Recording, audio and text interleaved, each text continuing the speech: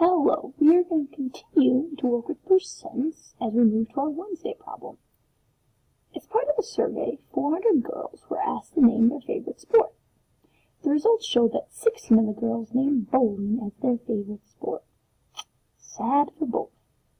What percentage of the girls in the survey named bowling as their favorite sport?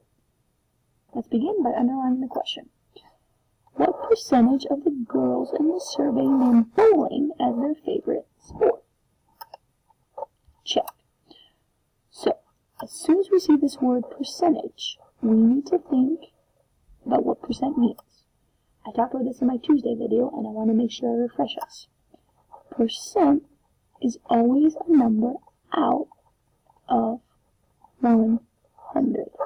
As soon as you hear the number percent, I want your brain to scream, 100! Seriously, I know that sounds crazy, but as soon as you hear the word percent, you should say, 100! Remember, because cent is like centavos in Spanish, and we know there's 100 cents in a dime. The more you remember the word 100 when you hear percent, the more successful you're going to be when you're working with percentages in math class. So let's check this out. Let's box the numbers. We know we have 400 girls total, and of those 400 girls, 16 of them named bowling. So now we box the numbers and the units together. Instead of drawing a diagram or a picture, I'm going to set up an equivalent percentage, just like I did on Tuesday's problem. So let's check it out. We know we have a total of 400 girls in this survey. With fractions, our denominator is always the total number. So, we had 400 girls in the survey. Of these 400 girls, 16 chose bowling. I'll even draw a nice little bowling ball. A sad bowling ball.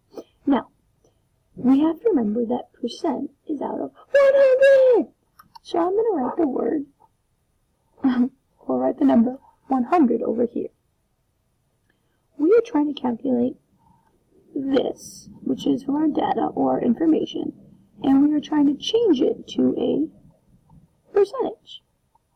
And we need to know that percentages are always out of 100! I keep saying this because it's literally that important. So, when I go from 400 to 100, my number is just clearly getting smaller. So I need to ask myself, how many 100s are in 400? 100, 200, 300, 400. There are 4. So I need to divide by 4 when I'm going from 400 to 100. Whatever I do to the bottom, I'm going to do to the top. So I'm going to divide the top by 4. 16 divided by 4, I can count by 4s. 4, 8, 12, 16, 1, 2, 3, 4. That should be 4. Remember, the question was, what percentage of the girls in the survey named bowling as their favorite sport?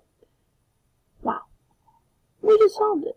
This means that only 4 out of 100, which is the same thing as 4 hundredths, or 4%, or 0.04, these are all ways to say it. Fraction, decimal, and percent, because they're all out of 100. So this means that only 4% of our girls like bowling. Sad for bowling. Womp womp. So let's check our answer and make sure we did a what job.